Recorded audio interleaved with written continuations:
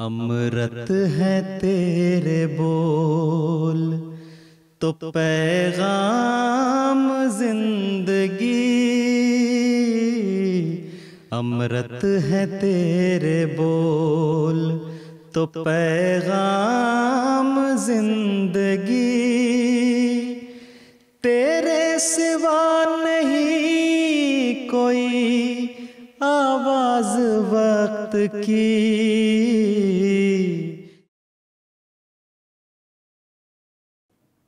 Peta dunia telah berevolusi dari satu daratan tunggal yang luas menjadi benua yang besar. Hal tersebut disebabkan oleh lempeng-lempeng tektonik yang bergerak secara alami. Namun pembagian terhadap benua-benua ini terus berlanjut lewat tangan manusia. Sebagian besar kejadian ini tidak berlangsung karena fenomena alam, tetapi karena dorongan manusia untuk memperoleh kekuasaan politik, serta untuk memperluas batas-batas kekuasaannya. Sejarah telah menyaksikan penaklukan berbagai wilayah oleh banyak imperium melalui kudeta militer. Pun demikian, melalui cara-cara yang damai dengan mengembangkan konsep negara bangsa, permukaan peta yang terus-menerus berubah ini senantiasa berkaitan dengan usaha-usaha menegakkan perdamaian.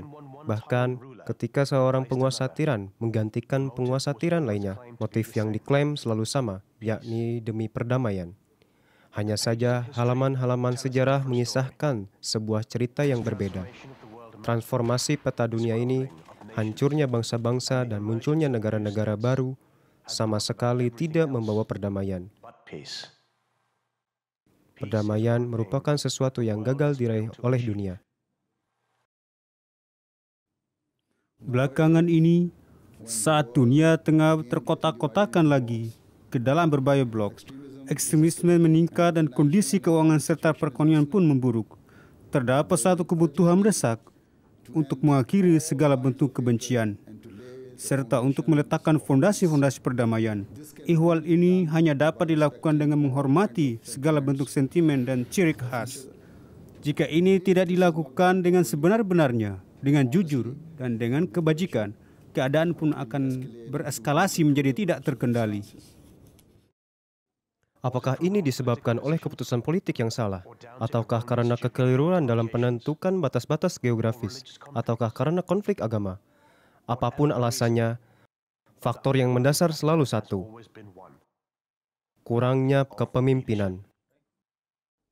Kini, kita mengamati bahwa dunia telah menjadi sebuah desa global. Umat manusia telah ditautkan dengan lebih dekat antar satu sama lain. Orang-orang dari semua bangsa, agama, dan budaya dapat dijumpai di semua negara. Oleh karena itu, para pemimpin dari setiap bangsa dituntut untuk menimbang serta menghormati perasaan dan sentimen semua orang. Para pemimpin dan jajaran pemerintah, mereka harus berjuang untuk menciptakan hukum-hukum yang dapat menguatkan serta melambangkan semangat kebenaran dan keadilan, alih-alih membuat hukum-hukum yang dapat menimbulkan kesengsaraan dan penderitaan terhadap rakyat. Ketidakadilan dan kekejaman mesti diberantas. Sebaliknya, kita wajib berjuang bagi pemenuhan keadilan yang sejati. Seseorang mungkin menyanggah bahwa setiap bangsa pasti memiliki pemimpin. Begitu pula lah halnya dengan hampir semua agama. Jadi mengapakah kepemimpinan atau ketiadaan kepemimpinan yang dipersalahkan? Yang menjadi permasalahan adalah bahwa semua bangsa memiliki pemimpin masing-masing. Dan setiap agama pun demikian. Namun ketika suatu persoalan telah melewati tapal batas negara, lalu menyebar hingga bersifat global, kepemimpinan yang ada pun sudah seyogyanya bersifat global. Kepemimpinan semacam itu hanya dapat berasal dari Tuhan, sebab pemimpin yang diangkat manusia tidak dapat diterima oleh semua bangsa dan semua lapisan masyarakat. Ihwal ini dilakukan oleh Allah Ta'ala dengan mengutus seorang pemimpin ke dunia yang akan menjadi hakim dan adil, sang penengah di antara semua bangsa. Pada zaman ini, berdasarkan keimanan kita, Tuhan Yang Maha Kuasa telah mengutus pendiri Jemaat Muslim Ahmadiyah, Hadrat Mirza Ghulam Ahmad alaihissalam dari Qadian sebagai Al-Masih yang dijanjikan dan Imam Mahdi. dengan ketundukan yang sempurna kepada Nabi suci Muhammad SAW. Hadrat Masih Maud salam diutus untuk menyiarkan ajaran yang benar dan sejati dari Islam dan Al-Quran suci. Beliau diutus untuk menghubungkan manusia dengan Tuhan yang Maha Kuasa. Beliau diutus untuk mengidentifikasi dan memberikan pengakuan atas hak-hak yang harus dihormati oleh sesama manusia. Beliau diutus untuk mengakhiri segala bentuk peperangan agama. Beliau diutus untuk menegakkan kehormatan, harga diri, serta kemuliaan semua nabi dan pendiri dari semua agama. Beliau diutus untuk menarik perhatian manusia guna mencapai standar tertinggi dalam nilai-nilai akhlak. Beliau diutus untuk menegakkan perdamaian, cinta, kasih sayang, dan persaudaraan di seantero dunia. Layaknya seorang manusia, Hazrat Masih Maud alaihissalam setelah mendirikan sebuah jemaat Islam yang hanya berfokus untuk mengembalikan perdamaian dunia yang hilang. Wafat pada 1908.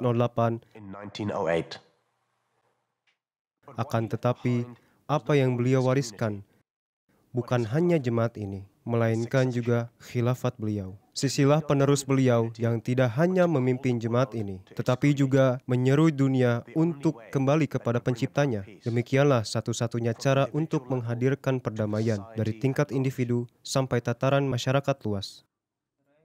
Insya Allah, Khilafat Ahmadiyah akan senantiasa dikenal sebagai tolak ukur bagi perdamaian dan harmoni di dunia, serta kesetiaan kepada negara di mana para anggotanya tinggal.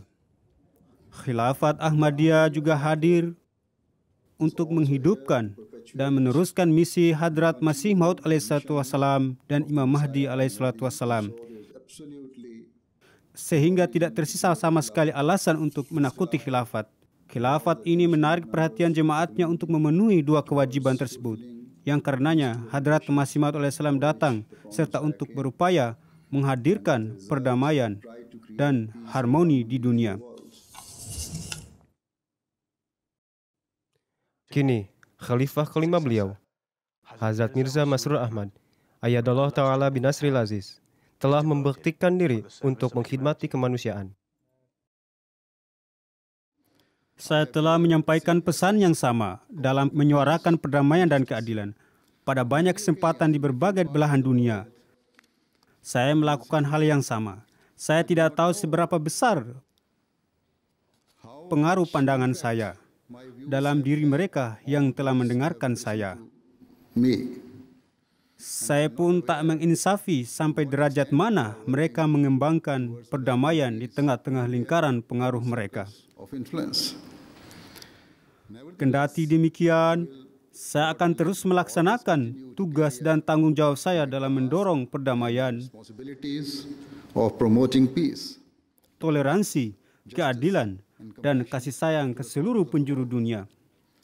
Saya akan terus memberitahu semua orang bahwa guna melepaskan diri dari kepedihan dan penderitaan yang tengah kita hadapi saat ini, kita harus memberlakukan keadilan dan kesetaraan yang sejati. Misi beliau yang pertama dan paling utama sebagai Khalifah Hazrat Masih Maud alaihissalam adalah menyeru manusia kepada Tuhan Yang Maha Esa, Allah. Pesan beliau ditunjukkan untuk seluruh dunia, setiap bangsa, semua agama, dan segenap lingkaran masyarakat. Yang mulia dan berasaskan ajaran Al-Quran, melihat bahwa iman kepada Tuhan Yang Maha Esa dan pemenuhan hak-hak manusia merupakan satu-satunya jalan untuk menciptakan perdamaian. Pendiri Jemaat Muslim Ahmadiyah bersabda bahwa beliau telah diutus oleh Tuhan Yang Maha Kuasa pada masa ini untuk mengabdi kepada Nabi suci Islam Muhammad sallallahu alaihi wasallam dalam rangka menyebarkan dua tujuan terpenting dari ajaran Islam. Pertama, membawa manusia lebih dekat kepada Tuhan Yang Maha Kuasa. Kedua, menarik perhatian manusia guna memenuhi hak-hak satu sama lain. The rights of one another. Merupakan keyakinan saya bahwa kedua tujuan ini adalah landasan bagi tegaknya perdamaian yang murni dan langgeng di dunia. Peace in the world. Namun detail pengolakan dan skenario internasional yang dinamis tidaklah luput dari pandangan beliau.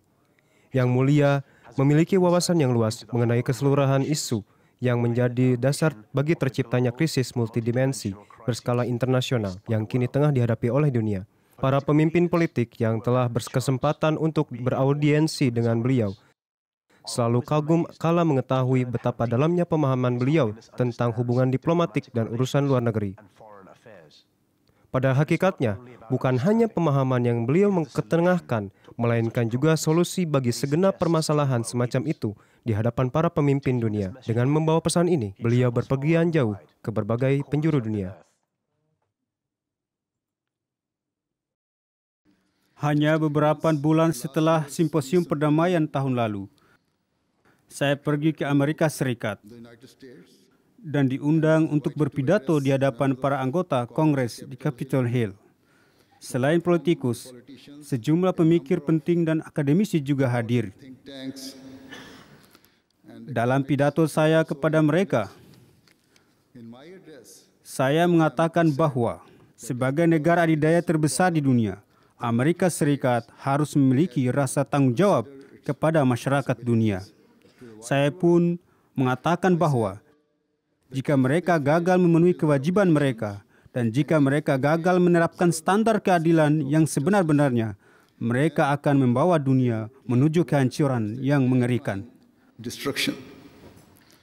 Alhasil, saya katakan lagi, generasi masa depan akan menyalahkan kita, terutama kekuatan-kekuatan besar pada saat ini. Anak cucu kita tidak akan memaafkan kita, sebab mereka akan menginsafi bahwa kita sejatinya dapat mencegah terbentuknya warisan mengerikan yang kita tinggalkan untuk mereka. Demikian juga, Desember lalu di Parlemen Uni Eropa, Brussels, teman baik kita yang juga baru saja berbicara, Dr. Charles Tannock, MAP, menyelenggarakan sebuah acara di mana saya dapat berpidato di hadapan para anggota Parlemen Uni Eropa. Acara tersebut turut pula dihadiri oleh anggota-anggota parlemen dari berbagai negara lainnya, serta sejumlah petinggi dan orang-orang yang berpengaruh. Saya memanfaatkan kesempatan itu untuk mengingatkan negara-negara Eropa tentang tanggung jawab mereka sebagai anggota Parlemen Uni Eropa. Hazrat Mirza Masroor Ahmad, Khalifah dari Hazrat Masih Maud alaihissalam, telah mengidentifikasi bahwa semua masalah besar dalam politik berpangkal dari kerugian ekonomi. Negara-negara besar berusaha melakukan sabotase terhadap perekonomian negara-negara yang lebih kecil. Beliau sangat percaya bahwa kerugian ekonomi merupakan salah satu faktor utama di balik hampir semua perang besar yang terjadi di dunia yang tengah sekarang ini. Krisis ekonomi dunia telah memberikan kontribusi yang besar terhadap kerusuhan global dan meningkatnya perasaan frustasi tengah-tengah masyarakat. Salah satu penyebab utama lainnya adalah perebutan kekuasaan di kalangan internal berbagai negara. Kemudian, di banyak negara, hak-hak anggota masyarakat telah dirampas secara tidak adil. Faktor lainnya adalah bahwa ada beberapa kelompok yang berusaha mempertunjukkan kekuatan dan kegagahan mereka dengan memperlakukan orang lain secara amat keji. Lebih lanjut, akar masalah dari kericuhan ini adalah kurangnya keadilan di dunia. Hal ini secara langsung berujung pada ketiadaan rasa saling percaya dan menerima. Penyebab lainnya dari kerusuhan ini adalah fakta bahwa rakyat atau pemerintah memandang harta dan sumber daya orang lain dengan iri dan tamak. With a sense of envy and greed. Kenyataannya, mereka tidak hanya membatasi diri pada sorotan iri, tapi juga berupaya merampas apa yang bukan milik mereka.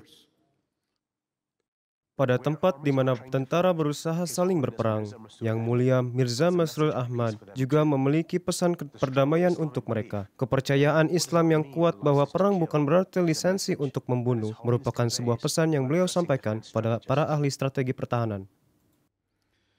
Selama Perang Dunia Kedua, sekitar 70 juta orang terbunuh, di mana 40 juta di antara mereka adalah warga sipil. Dari sini, terlihat banyak warga sipil lebih banyak dikorbankan daripada para personil militer. Selanjutnya, hasil dari akhir perang benar-benar mengerikan. Kematian yang diakibatkan oleh perang ternyata membuncah hingga jutaan. Selama bertahun-tahun setelah bom nuklir dipergunakan, radiasi terus-menerus meningkat, menimbulkan efek degeneratif yang buruk pada anak-anak yang baru lahir. Kesimpulannya, pesan yang dimiliki oleh Hazrat Mirza Masroor Ahmad, Ayyadallahu Ta'ala binasril aziz, sangatlah sederhana dan lugas. Imani Sang Pencipta dan ikutilah perintah-perintahnya. Pesan yang kuat sekaligus penuh perdamaian ini tengah menyita perhatian para pemimpin dunia. Dari Tokyo di ujung timur sampai Vancouver di ujung barat. Pesan beliau tentang perdamaian dan kerukunan, tentang cinta, tentang komitmen terhadap masyarakat, tentang penghormatan kepada orang yang lebih tua dan kasih sayang bagi yang lebih muda merupakan sebuah pesan yang luar biasa, kuat dan berlaku sepanjang masa.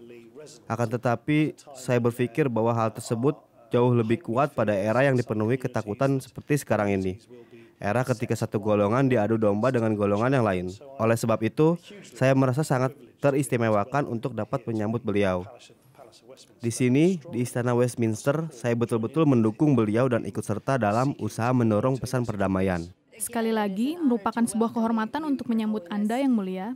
Saya ingin mengatakan bahwa hal tersebut merupakan sebuah kehormatan karena Anda adalah pribadi yang sangat sederhana. Kepemimpinan Anda telah menjadikan Anda sebagai figur terkemuka berskala global. Anda memulai sebagai seorang guru dan kini menjadi pembimbing jutaan muslim di seluruh dunia. Anda telah dipersekusi dan dipenjara karena keyakinan Anda, serta diasingkan dari tanah air Anda.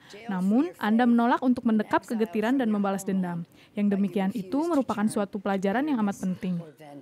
And that is a very important lesson.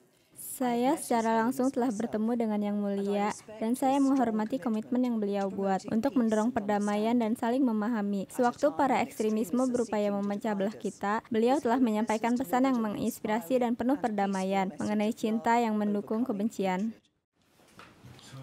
Sekali lagi merupakan sebuah kebahagiaan untuk menyambut Anda yang mulia di Ottawa. Ini merupakan kesempatan untuk tidak hanya berdiskusi terkait tantangan-tantangan yang dihadapi oleh Jemaat Muslim Ahmadiyah, tetapi juga kesempatan untuk bekerja sama demi meraih tujuan dan menaklukkan tantangan. अमृत है तेरे बोल तो पैगाम जिंदगी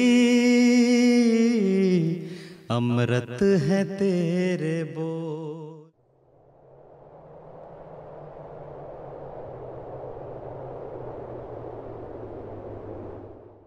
Afrika selalu menjadi sebuah keluarga yang sangat penting bagi Jemaat Muslim Ahmadiyah, yang mana membuat berbagai khalifah untuk mengunjunginya selama 50 tahun ke belakang.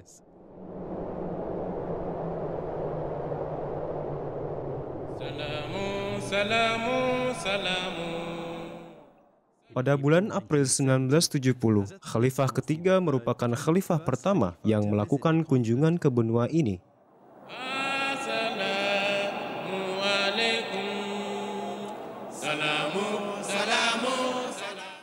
Beliau berkeinginan untuk mendapatkan pengetahuan mengenai Jemaat Ahmadiyah di Afrika dari dekat. Dan untuk menjamin masyarakat di sana, beliau akan melanjutkan pekerjaan pendahulu beliau, yang mana gerakan Tahrik Jadid dibentuk pada zaman beliau, yang melalui gerakan itu mubalik pertama dikirim ke Afrika dan memulai pembangunan Jemaat Ahmadiyah di benua tersebut. Selama 9 minggu perjalanan beliau di Afrika Barat, Hazrat Khalifatul Ats-Tsalits mengunjungi Nigeria, Ghana, Pantai Gading, Liberia, Sierra Leone, dan Gambia. Beliau menyaksikan dan mengalami berbagai hal selama wisata beliau, menyaksikan dari dekat berbagai kondisi masyarakat yang sedang mereka hadapi dan jalani. Sehingga beliau terinspirasi untuk meluncurkan sebuah program Nusrat Jihan di Gambia. Tujuan dari program tersebut adalah untuk mengkhidmati masyarakat Afrika dengan pembukaan sekolah-sekolah, rumah sakit, dan klinik-klinik.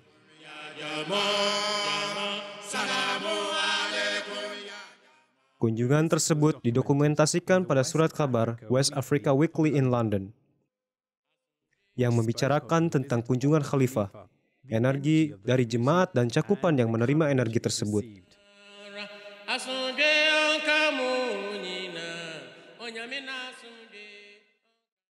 Khalifah selanjutnya yang mengunjungi Afrika adalah Khalifah keempat pada wisata beliau pada tahun 1988. Beliau melangsungkan perjalanan ke negara-negara yang sama sebagaimana Hazrat Khalifah ketiga radhiyallahu ta'alaan dalam kunjungan beliau ke Afrika.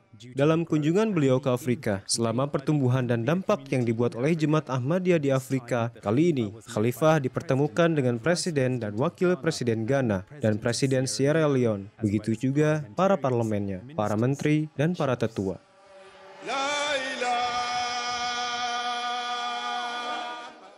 Kemudian, pada tahun yang sama, beliau mengunjungi Afrika Timur, ke Kenya, Uganda, Tanzania, begitu juga Mauritius.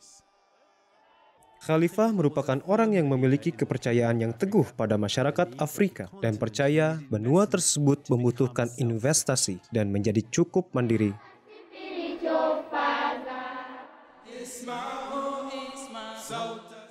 Dapat dikatakan bahwa melalui perjalanan tersebut, berbagai macam bibit telah disemai untuk membentuk program amal Humanity First pada tahun 1994 kelak oleh Hazrat Khalifah keempat.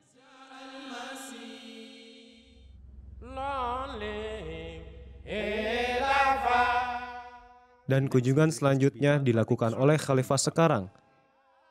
Namun hubungan beliau dengan Afrika telah dimulai jauh sebelum kunjungan ini. Selama program Nusrat Jihan yang dibentuk oleh Hazrat Khalifah ketiga di Gambia, Hazrat Khalifah kelima, Ayyadallahu Ta'ala bin Nasril Aziz, dikirim ke Ghana, di mana beliau bekerja sebagai guru selama 8 tahun. Dikarenakan beliau telah memperoleh gelar Master of Science dalam bidang pertanian, pekerjaan beliau di sana membuat beliau orang pertama yang berhasil menanam gandum di Afrika. Gandum tersebut dinamakan gandum Ghana. Kemudian beliau menjadi khalifah pada tahun 2003. Kedekatan beliau dengan Afrika terus berlangsung, yang menyebabkan beliau melakukan kunjungan ke sana selama setahun pada tahun 2004.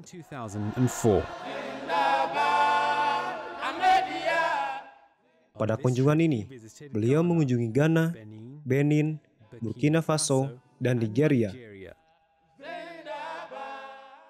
Beliau kemudian melakukan perjalanan lagi pada tahun 2005. Kali ini ke Afrika Timur, mengunjungi Kenya, Tanzania, dan Uganda. Tujuan kunjungan Khalifah kali ini adalah untuk membangun sebuah hubungan dengan Jemaat Ahmadiyah di Afrika dan juga mengawasi berbagai macam proyek jemaat yang ada di Afrika, termasuk juga pertemuan dengan para parlemen dan para menteri untuk menyebarkan pesan kemajuan, perdamaian, dan kecintaan.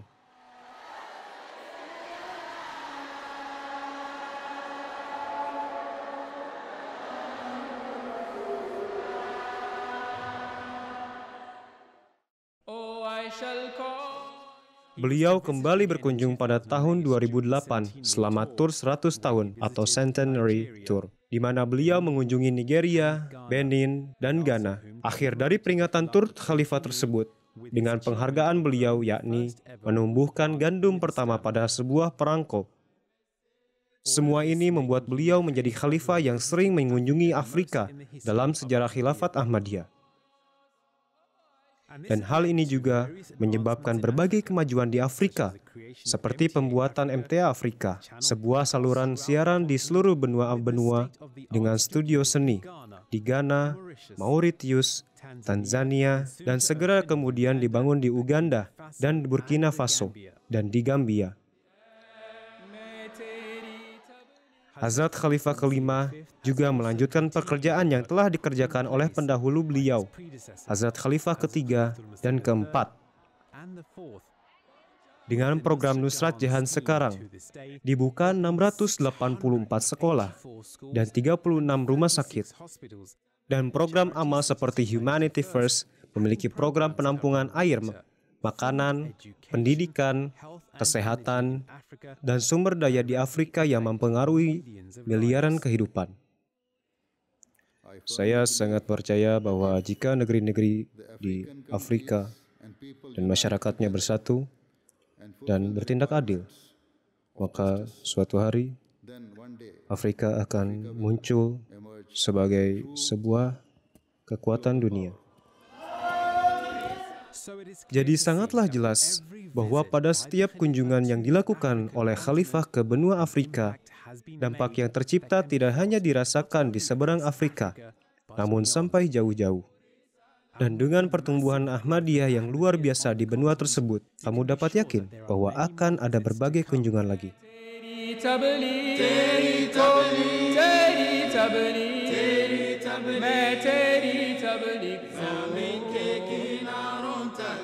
पहुंचाऊंगा।